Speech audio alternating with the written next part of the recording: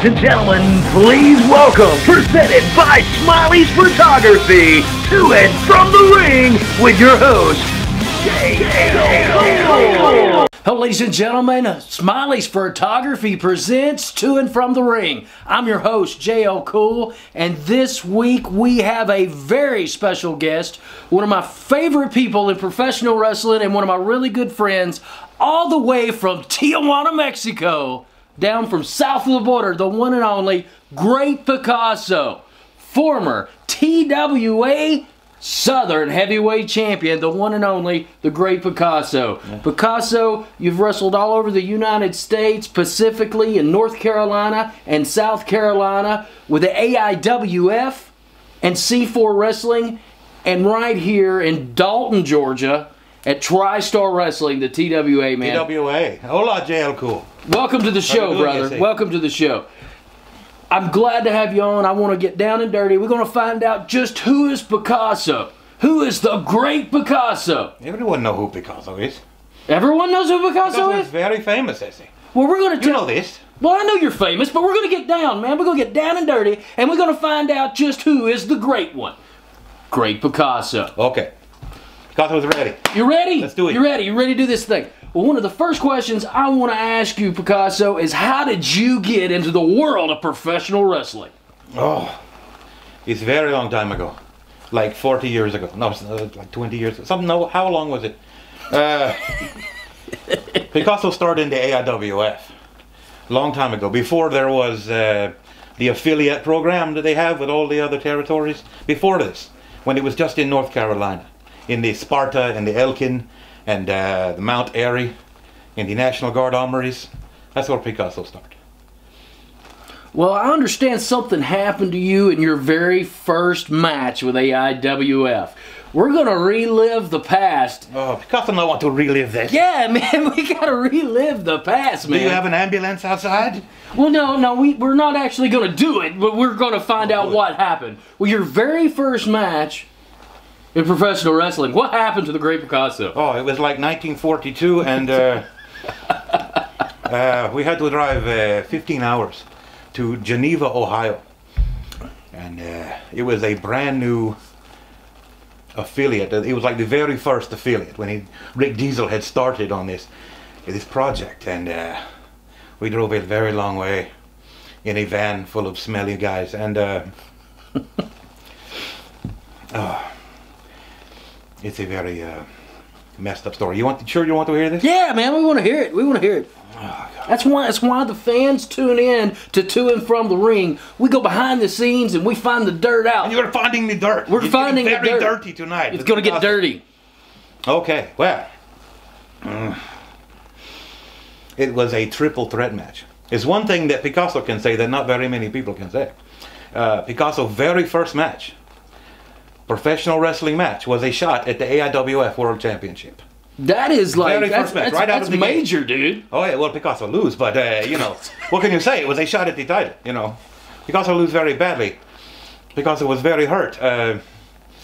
The promoter, Rick Diesel, this is only not very widely known, only under some people, but now we're going to get down and dirty. We're going to get down and dirty, man. Do it from the ring, you know.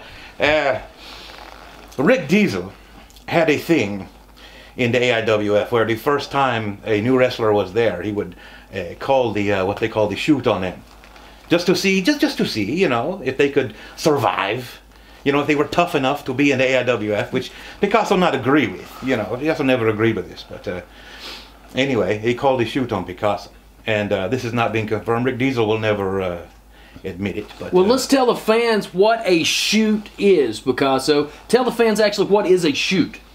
A shoot is when one wrestler go out of his way to injure another wrestler on purpose, whether he has a family or not, or children to feed. It does not matter. They call the shoot, and you either survive the shoot and go on to a career like Picasso did, or you are out. And it's not something Picasso agreed with. But anyway, it was a triple threat match between Picasso and the Creeping Death and a military man called Major Havoc. And It was not good for these were very experienced men, and Picasso was in your first match. Picasso a little nervous, you know, little nervous, very first match. There was probably 500 people, you know, and very unnerving. You know, they mix up the music, Picasso had to, you know what I mean? It's just, it was a big mess. Anyway, Picasso got a broken jaw and a concussion. Broken jaw in the first 30 seconds. Then Picasso worked 10 more minutes. Picasso very proud of it. And then a concussion, and Picasso landed in the third row, and you know, very hard concrete floor, as you know. No mats. All the way around no the protective, ring. no protective mats. No, this is no frills. Anyway, like you WWE, when you watch Raw, there's the big blue mats outside. You know, there's no mats. Even Doug Watkins put down some tape, but there's nothing here. Nothing to break you fall. Yeah, he put that little thin carpet. TWA had Doug Watkins put that. He's in the carpet capital of the world, Dalton, Georgia, and he finds the thinnest damn carpet he can find. So, this will break their fall, so they will not get hurt. I think he wants us to get hurt. You know what Picasso say? You never know. Maybe you should have Doug Watkins on the show. That would be a good one, huh? Maybe I will have Doug Watkins on the show. We'll find the origin of the very, very thin carpet. It was not Mohawk. It was very, very thin. He finds it in the dumpster behind Shaw Industry, probably. We cannot use this one. It's too thin. Okay, you broke into professional wrestling. Your very first match, you ended up with a broken jaw, a concussion. 8 mashed potatoes for 3 weeks. Mashed potatoes for 3 weeks. Picasso became a mashed potato connoisseur. Being from Tijuana, Mexico, how did you find mashed potatoes? Then I had to drive 15 hours back. You know, we start in Myrtle Beach, have to go to the Mount Airy and pick up the damn promoter and Major Havoc, and then keep going for another 20 hours or however long. We were on the road forever. I thought we were wrestling in Japan that night. The ride to the arena wasn't as bad as the ride back, was it? The ride back was terrible. Terrible. I had to sit right behind the guy that broke. How do you do that? Very little conversation on the way back. Very, very tense ride in the van, No air conditioning. It was terrible. Okay. It's all true, though. Picasso's not making this up. I've heard the story. I've heard the story you've told me. You told me, and I mean that's not one to make up. I mean, it was your first match, 30 seconds into the match. Oh, everyone have a funny first match story, Mine was horrible. My first match was horrible. Was it really? It was horrible. It's a different story for a different day. But we're here to talk about you. We ended up meeting in 2000 and what year was 2000? 2005, very early. 2005, early in the year. As a matter of fact, you had just moved from the Carolinas to Dalton. And you were looking for a place to come and be a part of a show, and that happened to be TriStar Wrestling. Picasso was kind of lost in the world, Maybe thinking of retiring, The AIWF career was what it was, They used Picasso for, comedy, funny character to make the people laugh. And Picasso always knew Picasso could be more than this. But Picasso never had the chance. Until Picasso leave and then go to TWA, as you say. I remember the day very vividly. I was actually in the arena with the promoter, and at this time I was working behind the scenes. I was not out in front of the crowd. I was working behind the scenes. You were behind the scenes. I was behind the scenes. I remember. And ended up with a very big problem. We had a show and no announcer. You had no announcer, and Picasso walked in that day. That's and right. You were like, he didn't even announce her. So Picasso was in the show like immediately, Yeah, you walk in. He goes, "Hey, I'm the great Picasso.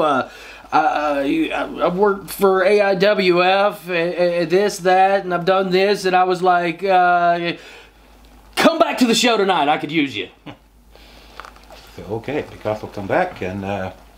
It's history from there. Well, history, we made a lot of history at TWA. Very brief was your announcing career at TWA. Oh, yes.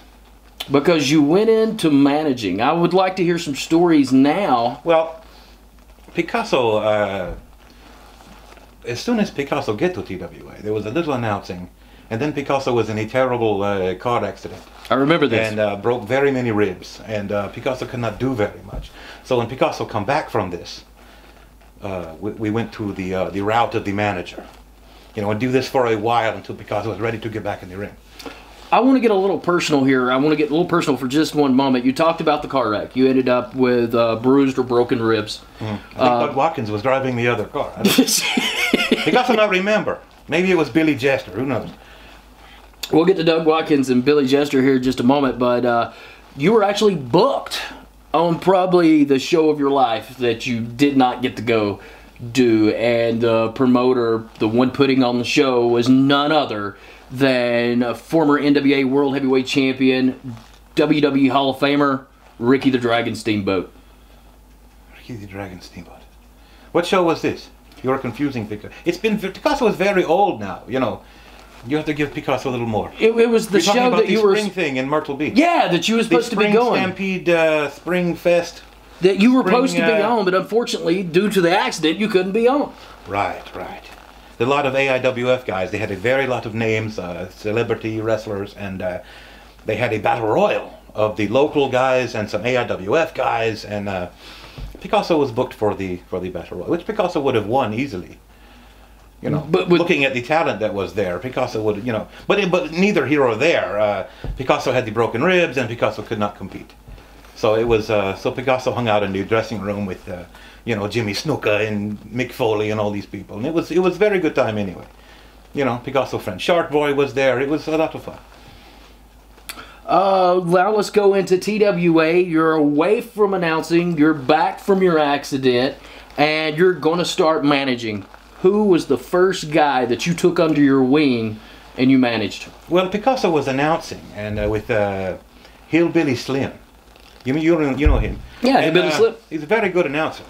And they had this team called the Playmakers, Mikey Watkins and the Drew Myers, and they were very good. And Picasso was very impressed. And but they were kind of on the bad side, you know. But they needed a little guidance, you know. That Picasso, see, they could be the champions if they only had that missing piece, you know. So Picasso come right out of the announce booth and help them one night and give them that piece, and we went on a tear. They won the titles, you know, and they were unstoppable. And at this time, you were no longer a fan favorite. You were being booed. Well, they booed Picasso. They didn't like the Playmakers, and then they didn't like the Picasso anymore. But you know, what can you do? You have to do what you got to do sometimes. You can't always please the people all the time. You can never do. You can hardly ever please the people, but when you back a team like this, you can never please the people.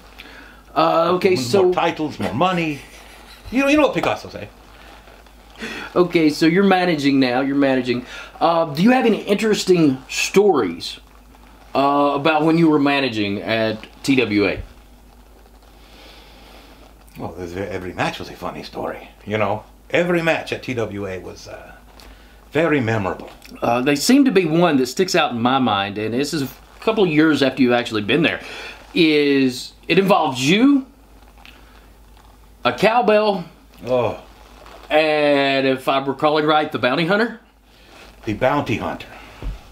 Picasso was in a match against the Wiggles, which today, Picasso and Wiggles are very good friends, you know. But back then, you know, there was something going on, and Picasso really did not like Wiggles, and Wiggles really did not like Picasso. So we have this match. The bounty hunter was on Picasso's side. He was outside, and by the end of the match, it did not seem like bounty hunter was on Picasso's side, because anyway, it was really Picasso's fault. Picasso tell him, you know, if Picasso looked like he'd get in trouble, you know, get the cowbell, you know, and we get rid of the C.J. Bowman, who was the referee, the C.J., and then we'll hit him with the cowbell and we'll go home, you know, and the hell with it, you know. We don't like Wiggles. I had no respect for Wiggles at the time, you must understand. You know, at the moment, in the heat of the moment, Picasso not care what happened to Wiggles. You know, and Picasso not care what the people think. It was a bad time, you know, because Picasso, you know, broken ribs. The bounty hunter goes to hit CJ. No, he went to hit Wiggles. Okay, he went to hit Wiggles. Wiggles, yeah. You said it right. You're rubbing off on me, man. You're rubbing off. It ain't good. So you go to hit Wiggles with the cowbell, or well, the bounty hunter does. He missed Wiggles. And you ended up with stitches in your forehead. It was very bad. Yes, another concussion to throw on the pile, and stitches and everything else. So this is the second concussion that you've sustained with just in a few years of being in the wrestling business. Wouldn't trade it for anything, you know? All right, ladies and gentlemen, that's it for this week for To and From the Ring. We're gonna have part 2 of the Great Picasso coming up, so stay tuned for part 2. Look, you got me all tongue-tied. It's part 2. It's very easy. Part 2. Yeah, part 2. You've got me tongue-tied. Okay. So stay tuned for part 2. I'd like to thank Smiley's Photography for making this project happen. Stay tuned for more exciting interviews on To and From the Ring.